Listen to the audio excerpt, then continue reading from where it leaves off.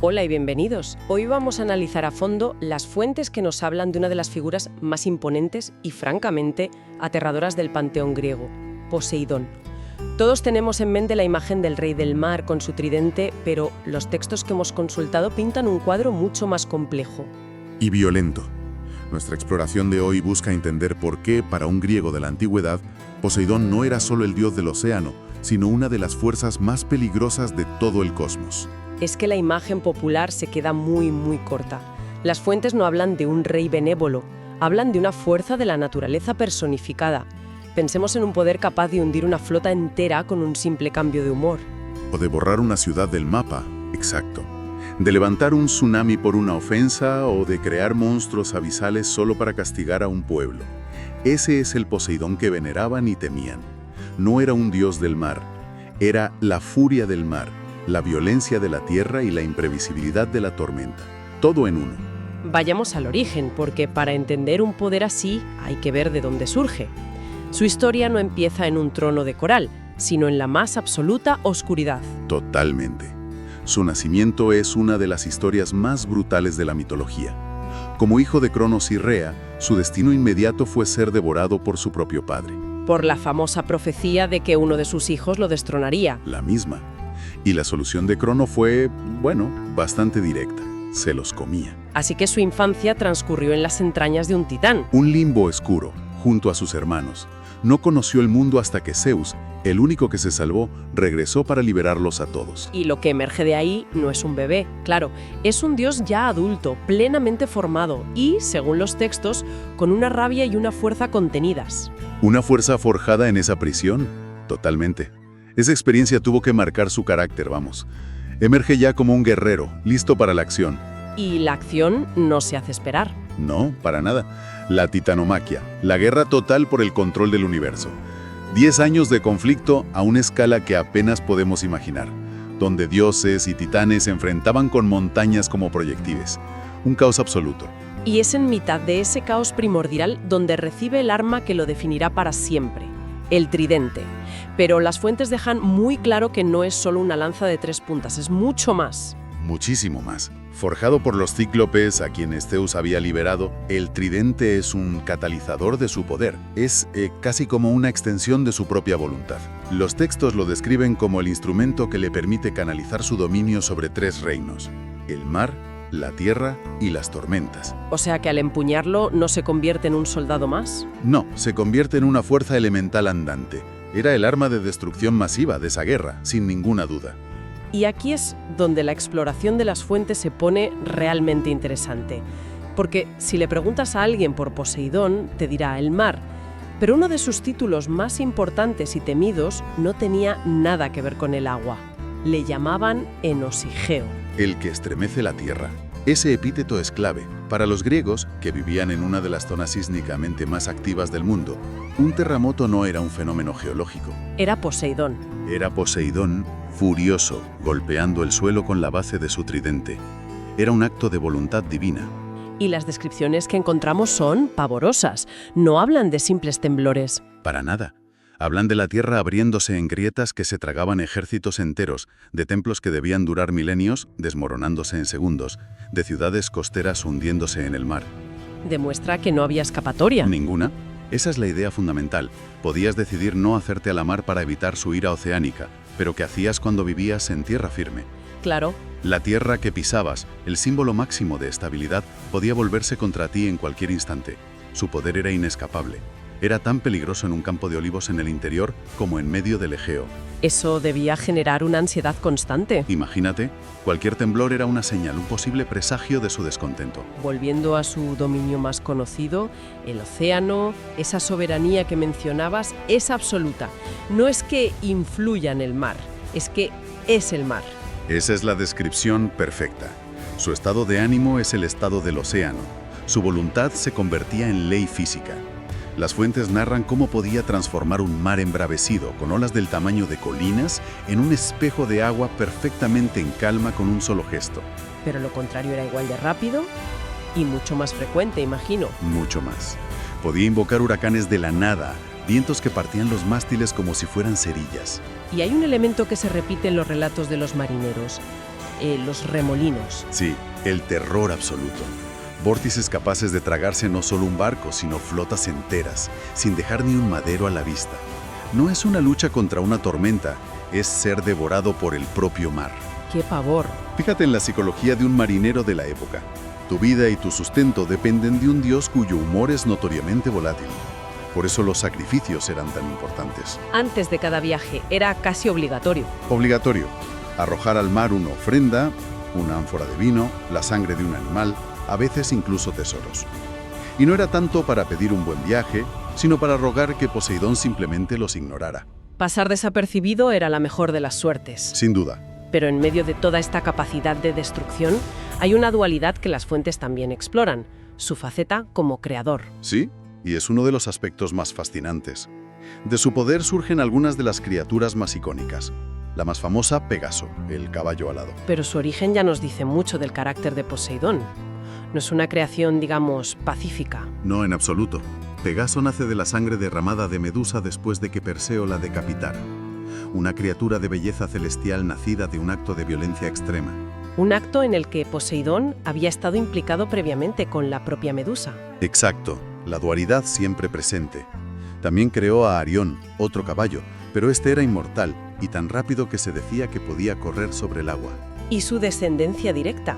Por supuesto, su hijo y heraldo Tritón, mitad hombre, mitad pez, cuya caracola calmaba o embravecía las olas. O los hipocampos, esos seres mitad caballo y mitad pez que tiraban de su carro. Pero incluso esta capacidad creativa podía convertirse en un arma. No creaba solo por belleza. Nunca. La creatividad de Poseidón a menudo tenía un propósito, y a veces ese propósito era el castigo.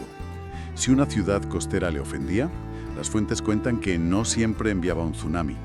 A veces usaba su poder para crear bestias marinas, monstruos que emergían de las profundidades para destruir sus puertos y aterrorizar a la población. Como el Ceto, el monstruo al que se iba a sacrificar a Andrómeda. El mismo. Un ejemplo perfecto de este tipo de castigo. Su poder creador era tan temible como su poder destructor. Entonces, si unimos las piezas, tenemos un poder cósmico sobre la tierra y el mar y la capacidad de destruir y crear. Esto nos lleva a la pregunta central. ¿Cómo era la personalidad que manejaba todo este poder?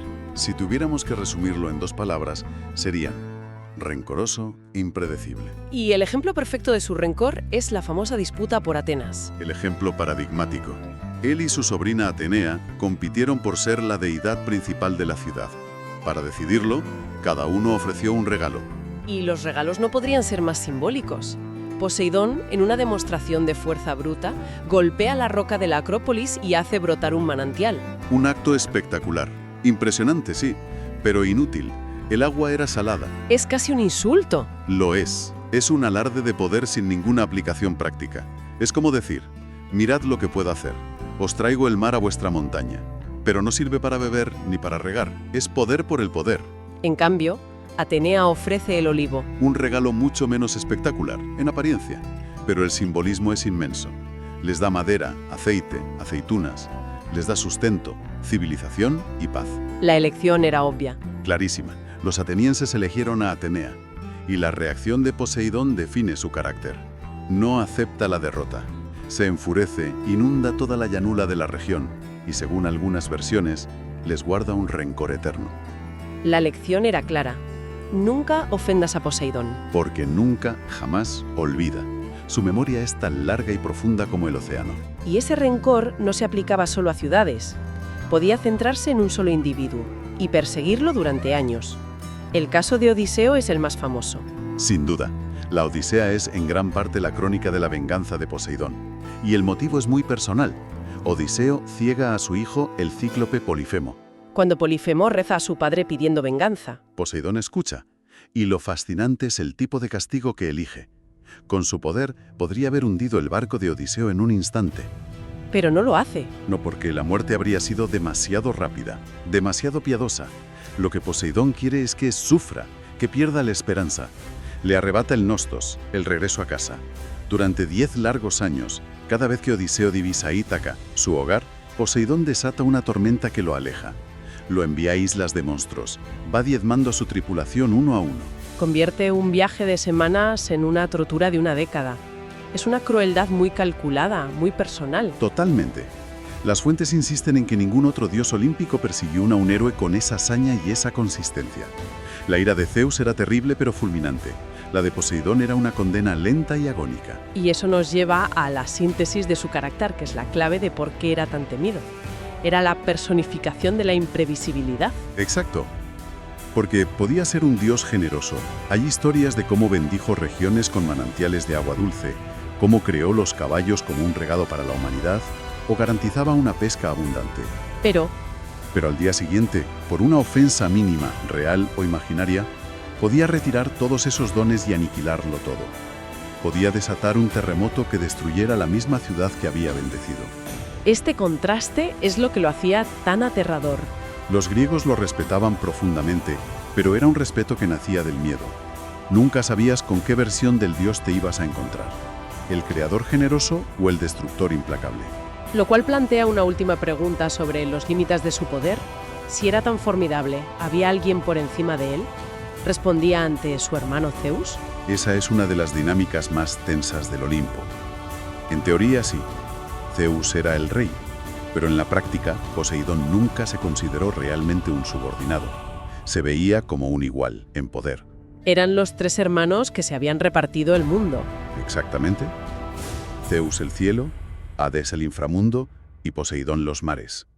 No era un vasallo, era un monarca en su propio reino.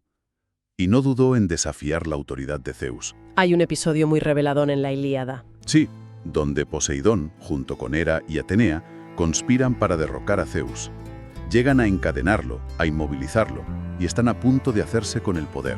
Aunque al final el complot fracasa. Fracasa, sí, por la intervención de Tetis. Pero el mero hecho de que se atreviera a intentarlo y de que estuviera tan cerca de conseguirlo lo dice todo. Demuestra que su poder era comparable al del Dios Supremo. Claro, no era un general leal, era un rival potencial. Un pilar que sostenía el orden cósmico, pero que al mismo tiempo siempre representaba una amenaza latente para ese mismo orden.